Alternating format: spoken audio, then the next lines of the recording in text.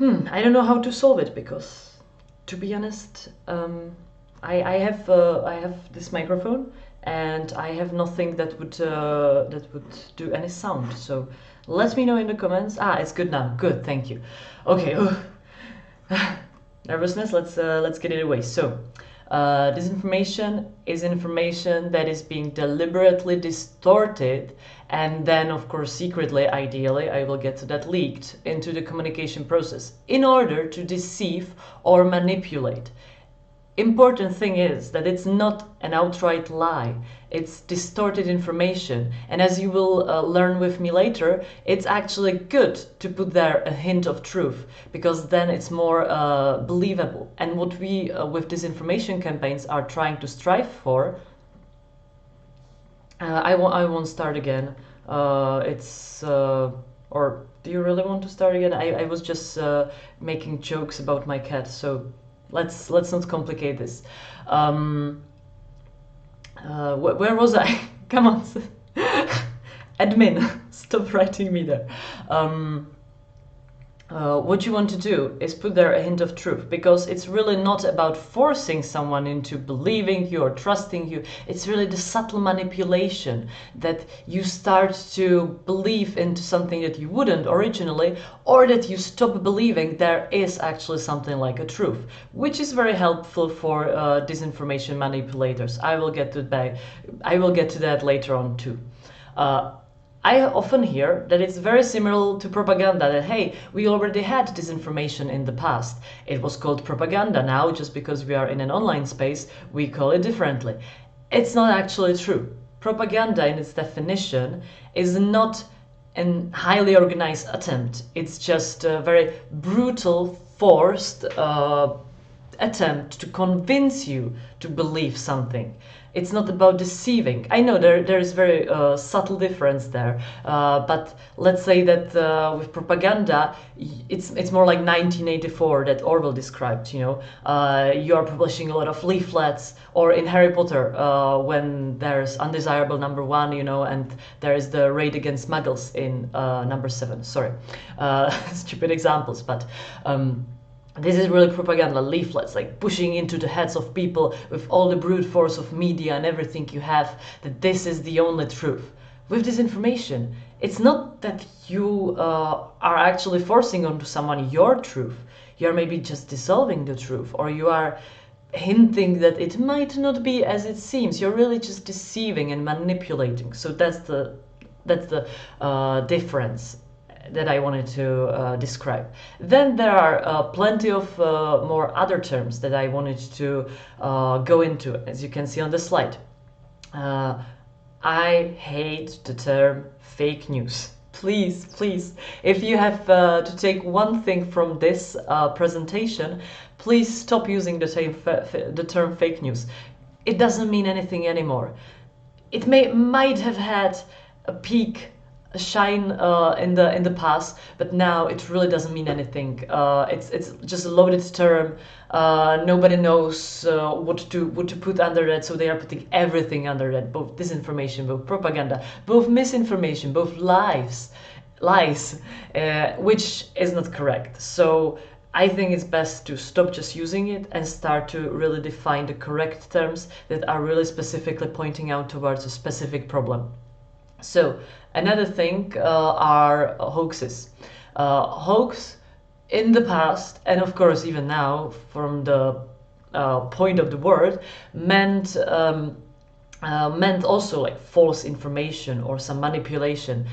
Right now, scholars and people like me, so people included in the debate, are starting to say that this definition should stay rather with disinformation, and hoax should be considered as a tool of disinformation campaigns. Is it really a specific piece of deceiving information?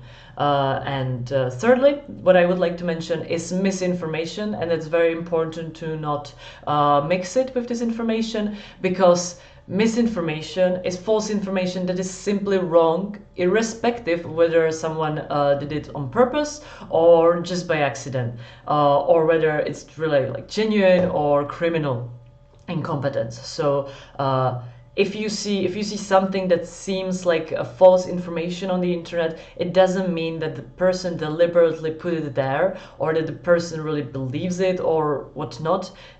It might be just misinformation. And of course they are extremely important in the debate and in the whole fight, because my mobile phone went down for that, just for this piece of information. It's very, very subtle difference between then censoring people that are really trying to do harm to you or society, and people that just believe something or just share something. And we of course want freedom of speech, so we can't censor them. So there is really subtle line. So it's very important to understand the differences. Let's get on with this when we have our definitions. Oh, sorry. Great. I will get to disinformation campaigns playbook in the next slide. But before that, so that it doesn't seem like a whole bunch of theory, I would like to present you one example. It's my favorite. I love it. I know it's disinformation campaign, so I shouldn't love it. But it's very, very fun to watch, and there are all the playbook like rules applied, and it was a huge one. So you might have heard that the US invented AIDS, HIV virus. If you've heard it, you were also targeted by a Soviet disinformation campaign that unfolded in 80s. It was actually run by Soviet KGB. KGB actually, or the former leader, acknowledged that it was a disinformation campaign. Yet until this day, plenty of people believe that AIDS was created as a biological weapon. Sometimes the details get lost, so some people think it's just biological weapon of someone, being Russia, being US, being Europe, whomever, or that it's created by US as a biological weapon, and then it differs again. Was it against its own people, or was it against the Soviet Union, or whatnot? So as you can see, it was really huge. And now to the examples of the playbook, that was like the rules that were applied for this disinformation campaign to be successful. So first, this information appeared first in 60s in Indian newspaper. The Indian newspaper has been later known as established by KGB and acknowledged as pretty much just pure disinformation channel. Something as we now have, your typical disinformation newspaper and online portals. At that time, KGB had its, and it of course has till now, has its newspapers across the world. So one of them was in India, and they planted their, piece of information that this might have happened in US laboratory, that this might have been created. Then they did nothing with that. It was just there, planted, as for later use. Later, in the 80s, there has been apparently a decision in the top tier of KGB that they should start to use it. So they spread it through their other newspapers, through their other satellites. It appeared, I think, in Bulgaria. It appeared also in Central Europe. And it spread like wildfire, because they supported it by many of these outlets. So it was a combination, and of course it was also interesting. What helped it was that one of US scientists published a paper claiming that yes, this is right, and he has proofs and everything. Nobody knows till now, as far as I know, if he was just a useful idiot, or if he wanted to be famous, or if he was actually bribed by the KGB.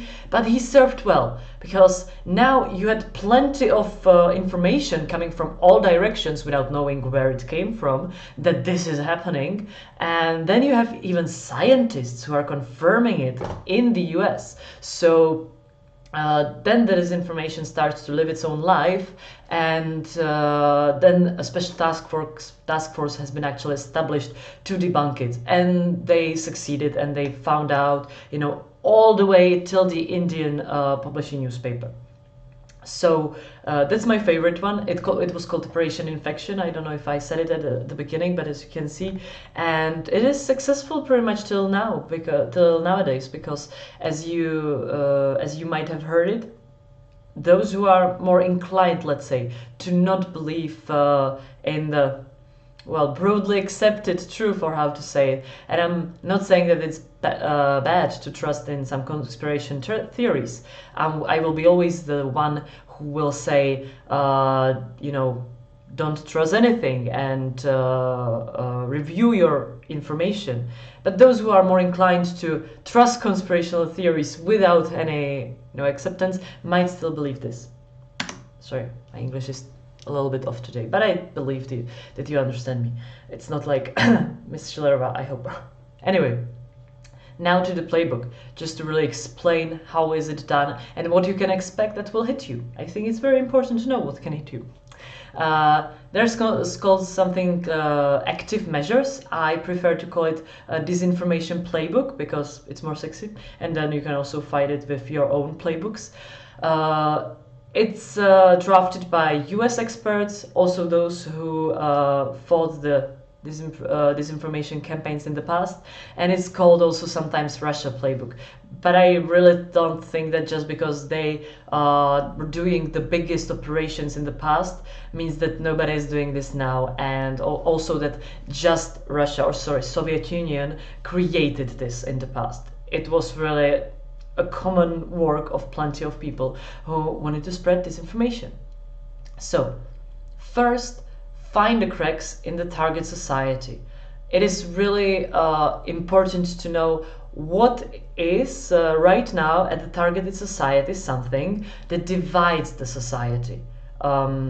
At that point of time where Operation Infection was used, why it wasn't in the 60s? Because in the 60s there wasn't this kind of crack between those who were more and more rich and could afford health insurance and stuff like that, and those who were poor. In the 80s it started to even more graduate, so it was one of the cracks. Of course there has been more division among like trust in the government, which is hugely important. I will also talk about it later.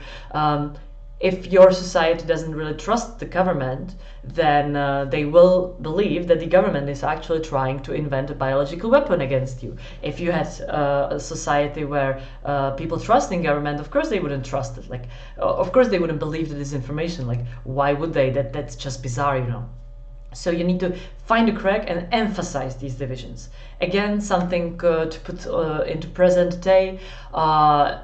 I'd say that in our society you could see it, or I will now speak about Czech Republic. Sorry to all of you who are listening from different countries, but in the Czech Republic we had, for example, presidential elections, and for some reason there has been an open question, I think like 5 years ago already, about Beneš decrets. It was something regarding the borders of the Czech Republic and whether they should be given back to Germany or not, the so-called Sudeten. It was really long time after the end, after everybody went home or didn't go home. Of course it was sensitive topic, but it was so old that nearly like third of the population didn't even remember. But it was put out on the table as a topic in the presidential campaign, that maybe Germany will want to take from us the border part again, to cancel the Beneš decrets. And even though it was ridiculous, there was some crack in the society, the fear that yes, the Germans will take it from us, or that maybe even kind of a shame of how it unfolded in the past, because it was quite violent, that people just freaked out about it. And it actually helped to win one of the presidential candidates the elections. So it's not just for disinformation campaigns, it's also for society manipulation and PR. And please don't take it as advices, okay? Second is create a big, bold lie that no one could possibly believe it was made up. Operation Infection is a great example of that. It's really bizarre. Why would you trust that? But it's so big, it's so bold that you can't really not trust it, because hey, even if like 80% of this wasn't true, still 20% could be right, and you start to think about the 20% and what could be there. That's what the disinformation campaigns want, to really start for you to get confused about what's reality, what not. Then I already talked about it. Third advice or rule is to wrap the lie around a kernel of truth. And that's really important, because when you put there something that already exists, people tend to put it into their existing framework of mindset and start to trust it more easily. For example, you might have heard about Pizzagate, so-called Pizzagate. It was during the last presidential elections in the US, Trump versus Hillary Clinton, and there has been a campaign against Hillary Clinton called Pizzagate, claiming that she runs an covert operation where she pretty much, in a basement of some pizza restaurant, she holds kids to sell for pedophiles or something crazy like that. So there you have it, a big bold lie. Like, what the hell, why would Hillary Clinton sell kids in the basement of pizzeria to pedophiles, or what the actual hell? And then the kernel of truth. The leaked emails actually contained some pizzeria where there actually was a pizza place there. So hey, it exists. It actually didn't have a basement, but who would check that, right? And also some other hints, like, yeah, this person she talked to exists, and they were ordering something, and it kind of sounded like they might order kids. Yeah, I know now it sounds crazy, but you know, when you are in the run, and especially the elections one, anything can hurt you, and this hurt her greatly actually, and might have caused that she lost in the end. So yeah. 4. Conceal your hand. I talked about this at the beginning with Operation Infection. They already had several satellites, the Soviet Union, where they could spread the disinformation and then just take it and act as if it was from the Indian newspaper. It wasn't from Soviet Union, you know. So that's really important for the long run. Of course, it's not like core part of successful disinformation campaign. It can go already with the first 3 points, but it is if you want the disinformation to last really long and for no one to really know what is the truth. And it also, if you conceal your hand properly, it helps to spread the narrative that, you know, the opponents of yours are just trying to destroy you and your credibility, and that you are the victim. And that's very useful if you want to then manipulate the society or the audience more. 5th point, find a useful idiot. I was talking about this. It can be like bribing scientists or fighting susceptible politicians. I had there in brackets Trump as an example. I don't want to sound like, you know, just a pure Trump hater or whatever. He's doing his politics. I disagree with it. I might disagree with it, but this presentation is not about it. But his Twitter especially is like one huge plethora of disinformation. It's really amazing to even look at it. If someone tried, and I think that there are societies, organizations in America, if someone tried to really debunk everything he writes there or everything he ever says, it's like lie after lie, or misinformation or disinformation after one. It's crazy. So yeah, Trump is actually spreading to his I don't know, is it millions, maybe thousands of followers, hundreds of thousands of followers, disinformation for free. Like, which disinformator wouldn't want such a useful idiot? Sorry to offend any watching Americans who like him, but really, just debunk some of his tweets. You would be surprised how many lies are there. 6, very important after concealing your hand, deny everything. Deny, then deny again, then deny again. It's really important because, again, it dissolves what is really truth. If you really accept it, like, yeah, okay, we spread it, which sometimes happens, as we see with Operation Infection, but if you really deny everything, nobody really has ever complete proof that you did it and what you actually did, which is great for dissolving the truth and for confusing your audiences. So really, deny. And of course, 7, I talked about it too already. Play the long term. Of course, Soviet Union started already in the past, in the 60s, 50s, maybe even sooner. Yes, probably during war already, so much sooner. So they had, of course, some, tactics, rules, know-how, but it's also about knowing that you are playing the long game and about investing large resources, financial, human resources, everything into this. Until now, they actually have so-called troll farms or troll factories, you might have heard about it, where there are actually employees getting paid for creating, according to this rule book, disinformation campaigns. And that's why so many of them succeed, because it's also about quantity, not just quality. You've heard so plenty of them. You're like, oh, maybe they know what they are doing, No, it's just so overwhelming amount that some of them really have to get to.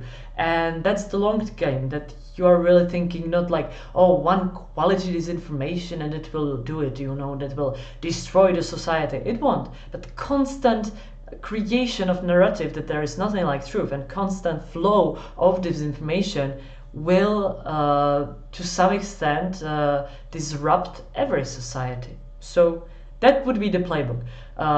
Please don't do this. It's not. Those are not advices for you to follow. Those are advices for you to know what we are countering and what we are facing. So, okay, now you are already tired, I guess. But what to do? And of course, feel free to ask any questions. What to do? I am now in the European Parliament, so I will talk from that point of view. Of course, there are many other things that the countries can do separately, but I honestly believe that this is a task for the global world, for not only European Union, but also for the US to come together and come with a solution. And I'm not talking just about them, but for example about Ukraine or the whole region of Eastern Partnership. Those are people that are actually target of disinformation for many, many years before US even started to receive their first, batches. And they already know what to do about it more, so we can really help each other and share the know-how on how to fight it. But now for what I, let's say, came up with and want to do. I actually want to do a draft piece of legislation.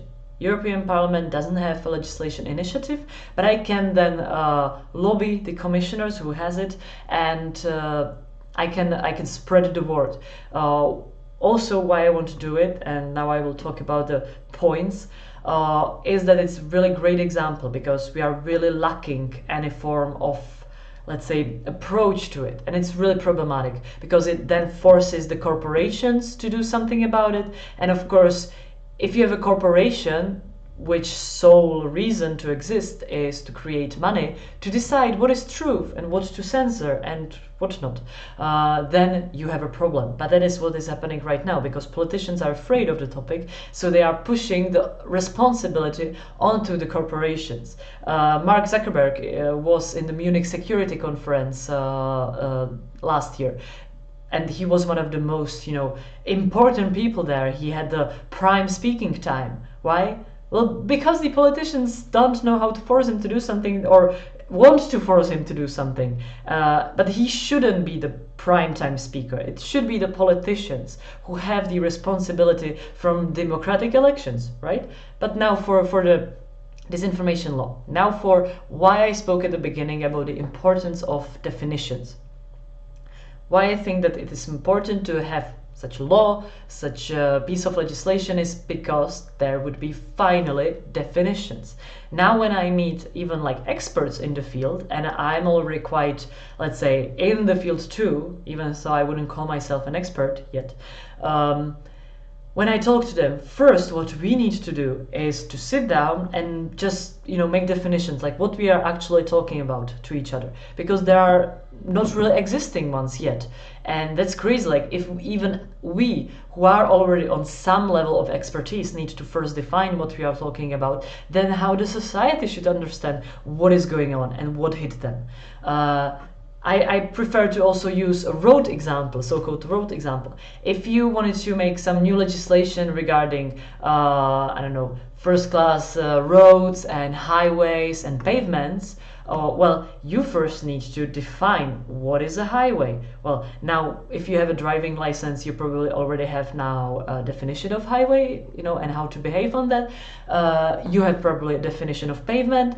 But you need to have those definitions. If you just said, well, we need to do something, and said, well, yes, on something, cars can drive 120 kilometers per hour, and then they drove on pavements because there wasn't a proper definition of where they can actually drive this, then it will be a mess, right? And this is the same thing with disinformation, even though it might seem like, again, some, bureaucratic papers full of definitions and terms. It's really important, especially if you are doing for the first time something like that. You need to define what you are talking about so that you can then talk about it. Second point, which I think is vastly important, is a balanced approach. That's what I talked about when I said that politicians are forcing corporations to do something. I think that there should be actually 3 actors, and all should be equally involved. Of course, there should be the corporations or the platforms, the online world, included, those stakeholders, because those are the ones who are offering the services of spreading information. That's absolutely understandable. They should be included in the process. Then there should be governments, because they have democratic mandate from voters to decide to do something about it. There should be politicians included in the process. Third, and of utmost importance in my opinion, because a lot of people are forgetting about them, are users, are actually people who are using the services, who are receiving the information, and who has now no control over received information or their data. I will get to that in another point, but I think that what the, let's say, legislation of what we should actually create is a platform where these 3 would be represented and could come together, something like a huge working group in each state or in each entity as European Union, and to discuss what to do about it and what's best for each. Even European Union works on this triangle principle, like Commission, Council, and European Parliament, and it kind of divides similarly. So that's why I kind of am thinking in these, roads, whatever, road example. Third thing, I think that we need to focus on the fact that there are already 2 ways which to go, and that is short term and long term, and I think that we should go both ways. And it's really important, because a lot of people, when they realize that disinformation is a huge problem, they start to panic and say, okay, so we need to do something, and they usually start to do bad things like censor information, or try to censor the whole internet, or try to do upload filters, everything we don't really like. And they forget completely that there is also a long-term approach, that hey, we could actually, I don't know, start to educate people or something like that, So I think that we should focus on both. In short term, as I said already, platform including all actors, that will somehow come together. Of course, I don't have specific answer on how it could look, but I think we need to talk about the way we are going, the direction. Secondly, as I said, I think that now people can't really control their data. And I understand, because corporations, it's not really beneficial for them to give people their data and the information about them. But really, if you can handle your data and what is happening to that, then you are already more, let's say, informed, can make more informed decision, and can know what's being served to you. That's connected to the third point, which is transparency of algorithms. Facebook, for example, already now did something quite good, which is that if there is an advertisement, you can click and see who paid for it. The organization has to be registered somewhere in Facebook database, so you can actually see who owns it or something like that, and why they targeted you, which is great. You can't really control that they target you, which is, in my opinion, not really okay. But about business model we can talk later in questions. But if you can know who's targeting you, why they are targeting you, even in normal posts or you know, especially in advertisement, because that is of course what's spread even more, then you can start to work with the information completely differently, right?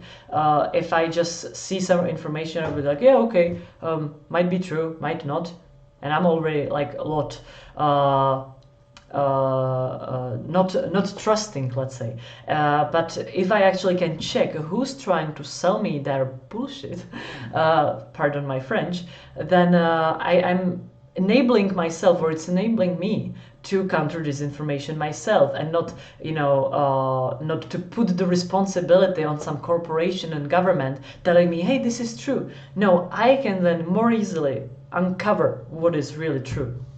Long term is of course connected to that. It's media literacy mainly, and working with received information.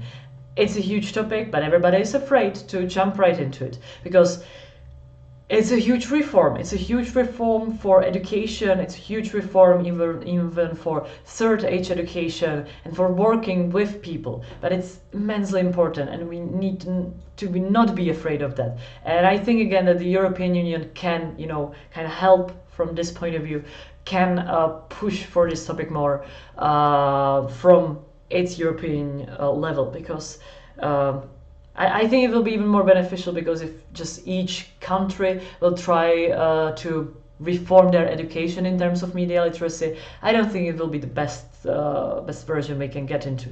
But I think that with cooperation on European level, we can. So that is kind of what I'm trying to strive for, and I'm hoping that, you know, people will kind of like jump onto the wagon with me and help. Okay. What I want you to remember before we go into questions, if you have any, by the way, you can already put there. If you don't, no problem, we can also just switch it up. What I want you to remember, apart from not using fake news, please, is that there is not a simple answer, and if anybody is trying to sell you one, they are lying. A lot of people are like, okay, countering disinformation, that is easy, we will do it like that, or yes, countering disinformation, we need to censor that, or upload filters and everything. No, really. The more I get into the topic, the more I see how much we don't actually know, and how much we can't know without trying to do something. And it will be immensely dangerous, but immensely important to take the step and to go into some direction. But there isn't really any simple offer, any simple solution that will just solve it. So and especially for me, as you know, the pirate, there is also the silver lining that we of course don't want to censor stuff and everything, which some people would use as a solution. But it also doesn't mean that we need to watch, you know, other countries or internal actors to destroy our societies. We need to do something about this information. I know that a lot of pirates actually told me sometimes, well, yeah, but it's more important, you know, to have a free share of information. And I completely agree that free sharing of information is something that we are built on. But also disinformation are destroying our societies. So that's why I had the previous slide trying to explain what would be my approach. But of course, feel free to come up with your approaches and let's discuss together on some platforms. Because I think that the information age is really challenging, but also it's great. So let's keep it and let's protect it and let's work with that, what we have. So, as I was saying earlier, I'm not the best MEP, but I'm trying to do my best. So thank you for listening very much. And now I will give you like, wait, my phone. Well, we have like 20 minutes for questions, but I see that there are not plenty. So I will just read what I got and then we might end it. Thank you. Okay, so being able to control who receives and handles your information seems like quite a burden, knowledge-wise. Do you think it is possible to teach an ordinary man the value and importance of it? When I say that people should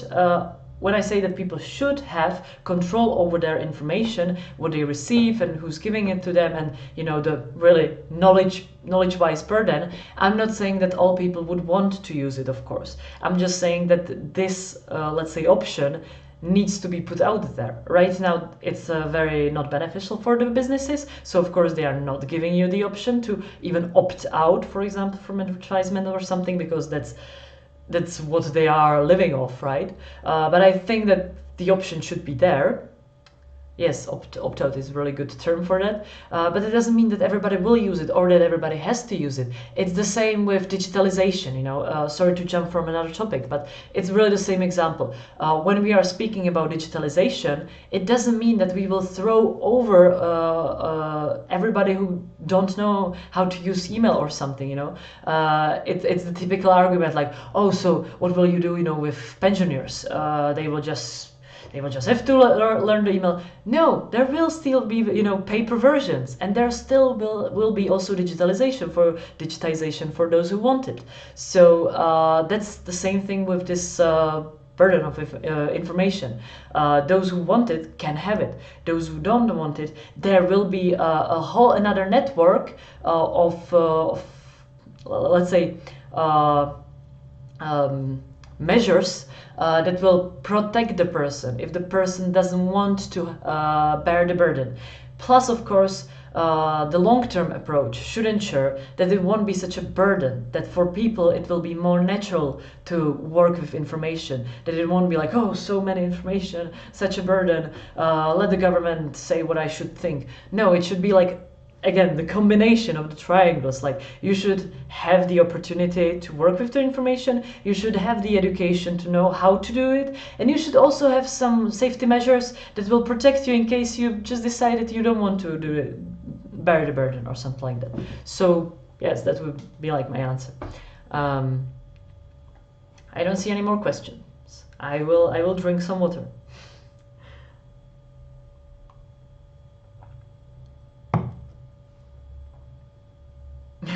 And another question. You don't have to pose questions just for questions.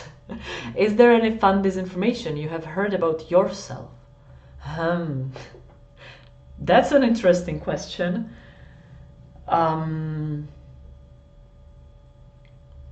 Well, yeah, actually. Well, I personally enjoyed it because, well, of course, there is still the general ones, like, oh, you want to bring there all the migrants to destroy our society, etc., etc.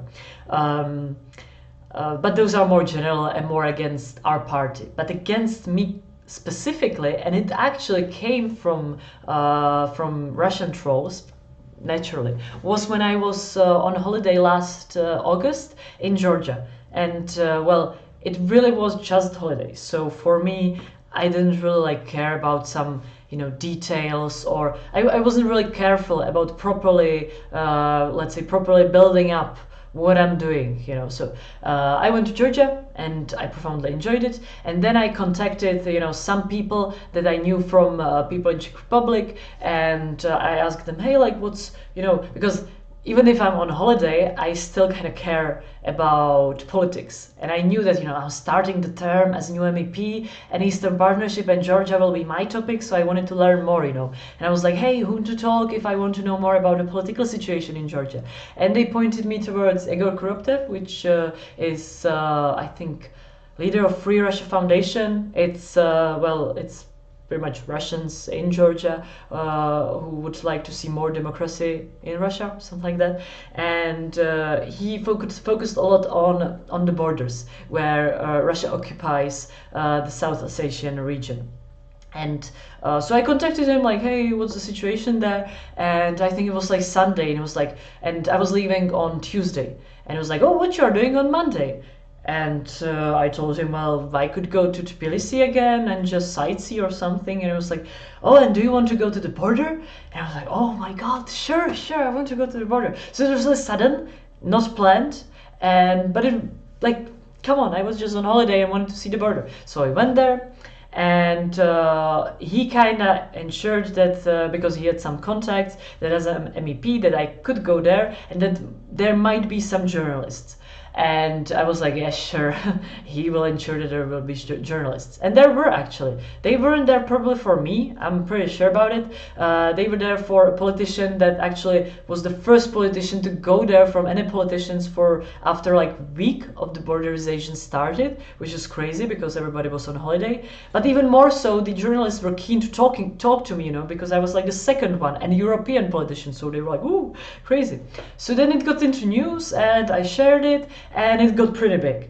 And suddenly, a huge portion of people started to tell me that I wasn't even in Georgia, that this could be taken anywhere, you know, this fence could be taken in Czech Republic, and we don't believe you. And I was like, yeah, sure, I have full phone of photos from Georgia, but sure, it's fake news. Sorry, I used the term, but I wanted to show how stupid it is. And yeah, that a lot of disinformation regarding this, like that I wasn't in Georgia, that I wasn't at the borders if I was in Georgia, that it was all set up because there were journalists, and why would there be journalists? Like, I know that from the, you know, perspective of really someone who wasn't there, it might have seemed bizarre, and this sometimes happens to me, but it really happened like that.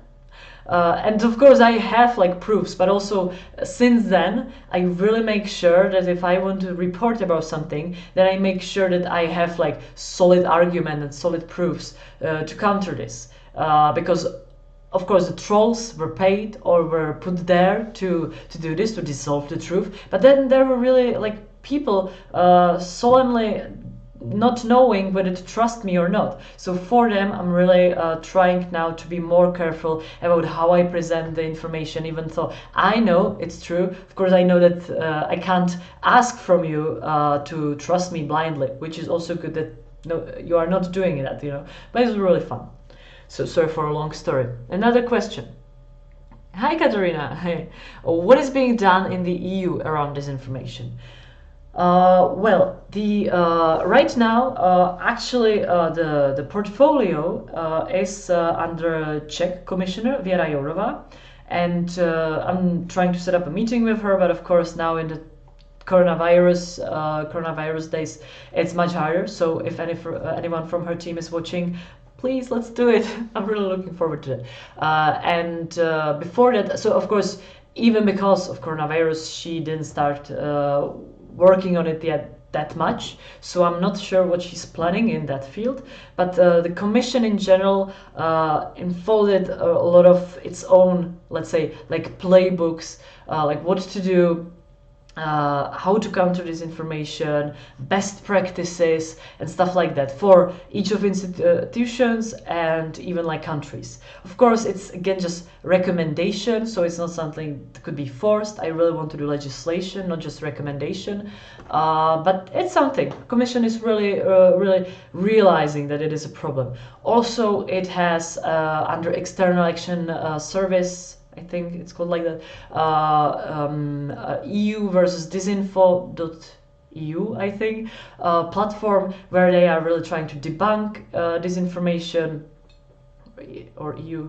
Sorry, I might put into chat later the specific website, I'm not sure, but they are debunking that directly under the Commission and the High Representative, Mr. Borrell. So I think they're in general doing also quite a good work. There has been some controversies now about China lobbying reports on coronavirus, but otherwise, really, they are doing their job in debunking. So if you ever encountered any EU level disinformation, I'm guessing that it will be already debunked on this page, so I'm highly recommending to go there and look into it. But of course, even like we need to do something. So as I said, I'm now trying to, let's say, inform myself as much as possible to become really an expert, and then try to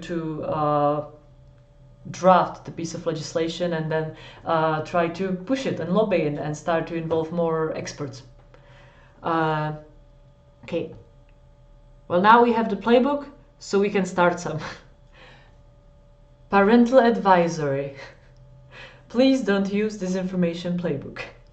Okay, I see there are no more questions. So maybe as the last point, I will just mention some people and resources and sources that I find highly interesting and I also used for well, my knowledge from which I drafted this presentation.